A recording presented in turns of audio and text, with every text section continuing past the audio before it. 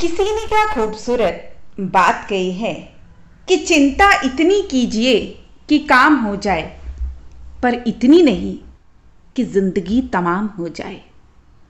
मालूम सबको है कि जिंदगी बेहाल है, लोग फिर भी पूछते हैं कि सुनाओ क्या हाल है। नमस्कार दोस्तों, ईश्वर सदैव आपका भला करे और आपकी झोलियां ईश्वर के आशीर्वाद से हमेशा भरी रहे। तो दोस्तों, आज इस वीडियो में एक कहानी और कुछ विचारों के माध्यम से ये जानने का प्रयास करेंगे कि यदि आप भी बहुत सारी चिंताओं से घिरे हैं तो चिंताओं को दूर कैसे करें। कौन से ऐसे स्टेप्स हैं जिन्हें अपनाकर हम अपनी चिंता को दूर कर सकते हैं, तनाव से मुक्ति पा सकते हैं। क्योंकि आज का दौर ऐसा ही दौर है जहां हर व्यक्ति किसी न किसी स्ट्रेस से घिरा हुआ है। और मज़े की बात यह है कि जब आप उससे पूछेंगे कि कोई चिंता है तो तुरंत कहेगा नहीं, कोई चिंता नहीं है। लेकिन फिर भी रात को नींद नहीं आती, फिर भी कोई छोटी मोटी ऐसी बीमारी पकड़ लेती है जिसके बारे में जब आपका डॉक्टर कोई भी एनालिसिस नहीं कर पाता है तो वो यही कहता है कोई न कोई स्ट्रेस ज़रूर है। तो ये कहानी है एक गांव में रहने वाले व्यक्ति की, जो अपने जीवन को लेकर बड़ा चिंतित रहता था। क्योंकि उसे हमेशा लगता था कि इसके जीवन में एक बदलाव होना चाहिए, किसी तरह की कोई परेशानी ना हो, बड़ा सारा पैसा हो, बड़ी प्रसिद्धि हो, आराम से ज़िंदगी चलती रहे। लेकिन उसकी ज़िंदगी में सोचता तो वो ऐसा था, लेकिन बदलता कुछ नहीं था। क्योंकि वह कुछ करने की जगह पर हमेशा इस बात का इंतज़ार करता था कि जब सही समय आएगा तब कुछ करूँगा। उसकी इसी आदत के कारण उसका मन दुखी रहता था। मन में अनेक प्रकार के नकारात्मक विचारों ने जगह बना ली थी। उसे हर चीज़ में कमी नज़र आती थी। वो कभी किसी काम को करने के लिए आगे नहीं बढ़ता था, क्योंकि उसे हमेशा यही चिंता लगती थी कि अगर असफल हो गया तो क्या होगा। जब भी वो कुछ करने का मन बनाता तो उसके मन में अचानक विचार आता, अगर ये काम ढंग से नहीं हुआ तो क्या होगा, अगर सारे पैसे डूब गए तो क्या होगा, अगर सुख के बजाय दुख मिला तो क्या होगा। अब उसे यही बात समझ ही नहीं आ रही थी कि क्या करें कि वो उस परिस्थिति से बाहर निकले। उसी दौरान उसके गांव में एक महात्मा आए, जिनकी प्रसिद्धि दूर दूर तक फैली हुई थी। सभी ऐसा कहते थे कि उनके पास सभी समस्या का हल मिल जाता है।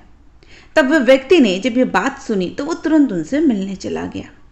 महात्मा जी को प्रणाम किया, अपनी समस्या बताई, उनसे बताया कि वो जीवन में बदलाव चाहता है, जीवन में कुछ बड़ा करना चाहता है, लेकिन सही राह नहीं मिल रही है। क्योंकि मन में बहुत सारे नकारात्मक विचार आते हैं जो उसको आगे बढ़ने से रोक देते हैं। अब महात्मा जी ने उसकी सारी बात ध्यान से सुनी और कहा, कल सूर्योदय के समय आना। अब अगले दिन वो व्यक्ति सुबह जल्दी ही उस महात्मा जी के पास जा पहुंचा। महात्मा जी पूजा पाठ करने के बाद घूमने के लिए निकलने वाले थे। उन्होंने उस व्यक्ति से कहा कि तुम भी मेरे साथ चलो। चलते चलते वो खेतों के पास पहुंच गए। गेहूं की फसल की तरफ इशारा करते हुए महात्मा जी ने कहा, क्या तुम बता सकते हो कि इस खेत में फसल कैसी हुई होगी। तो उस आदमी ने कहा, जी पहले खेत को जोता गया होगा, फिर उसमें बीज डाला गया होगा, उसके बाद समय समय पर पानी दिया गया होगा, तभी तो ये फसल हुई होगी। अब महात्मा जी ने कहा, कह तो तुम सही रहे हो, अब आगे चलते हैं। थोड़ा आगे चलने पर उन्होंने देखा कि खेत में पास ही में घास ही घास थी। अब साधु ने उस व्यक्ति से कहा, क्या तुम बता सकते हो कि इस खेत में घास किसने उगाई। तो उस व्यक्ति ने साधु जी से कहा कि महाराज, घास को कौन उगाता है, यह तो अपने आप ही उग जाती है। जब खेत में कोई बीज नहीं डालेंगे, उसको हल नहीं जोतेंगे, उसकी सफाई नहीं करेंगे तो घास ही तो पैदा होगी ना। अब साधु ने उस व्यक्ति से कहा, क्या तुम बता सकते हो कि क्या जो तुम्हारी समस्या है वो इस घास के जैसी नहीं है। महात्मा ने कहना शुरू किया कि तुम्हारी बातों में ही तुम्हारा समस्या का हल छुपा हुआ है। क्योंकि मानव का मन भी एक खेत की तरह है, तुम इसमें जो भी बीज डालोगे तुम्हें वही फसल मिलेगी। तुम जैसा सोचोगे वैसा ही तुम पाओगे। अगर तुम इस पे निरंतर काम करते रहते हो, घास रूपी खराब चीज़ों को बाहर फेंकते रहोगे, तो सकारात्मकता के बीज डालते रहोगे तो यही चीज तुम्हें आगे की ओर बढ़ाएगी।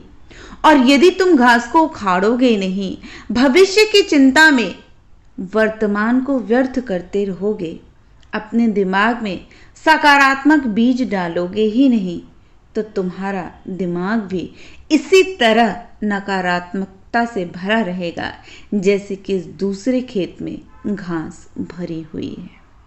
और ये तभी संभव है, ये बदलाव तभी होगा जब तुम भविष्य की चिंता छोड़कर सही समय की प्रतीक्षा ना करते हुए अपने वर्तमान में जो है उसे सही ढंग से करने का प्रयास करोगे।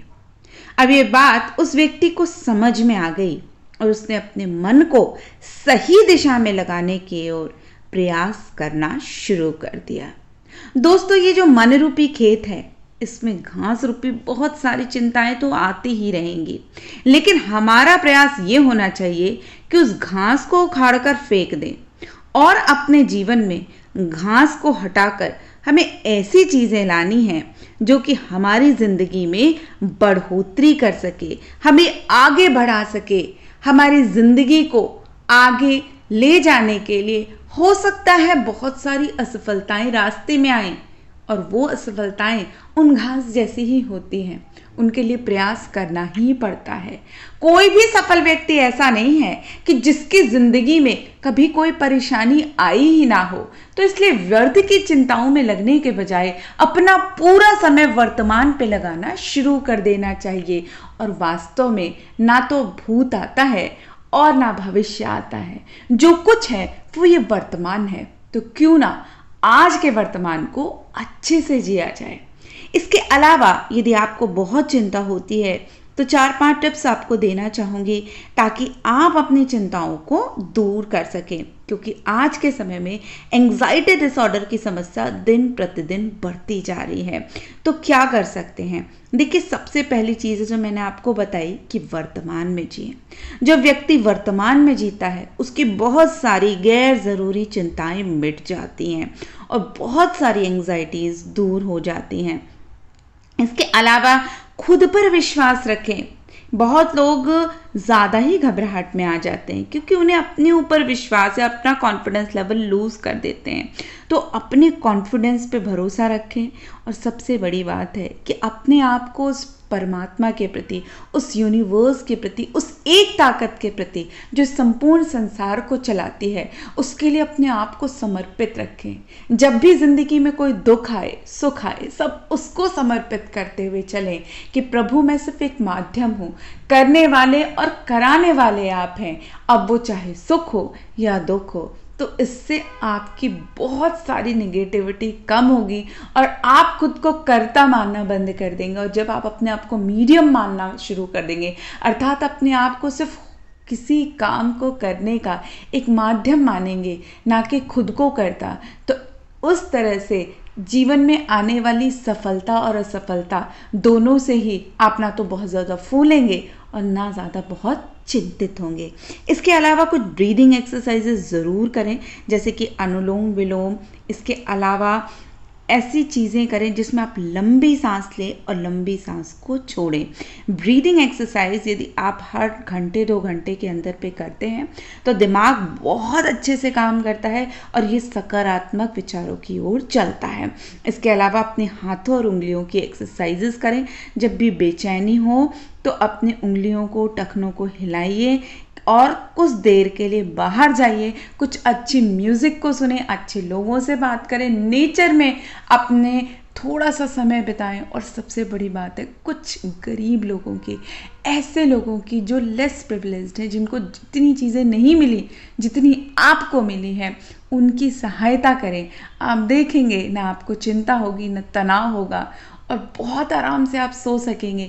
और बहुत सारी ऐसे विचार जो आपको सफल नहीं होने देते हैं वो भी धीरे धीरे आपके दिमाग से दूर हो जाएंगे। तो दोस्तों, आशा करती हूँ ये वीडियो आपके लिए, आपके इष्ट मित्रों के लिए हेल्पफुल रही होगी। यदि पसंद आए तो इष्ट मित्रों से शेयर करें और एक प्रार्थना और है कि हमारे चैनल को सब्सक्राइब ज़रूर करके जाएं। तो फिर मिलते हैं, तब तक के लिए नमस्कार।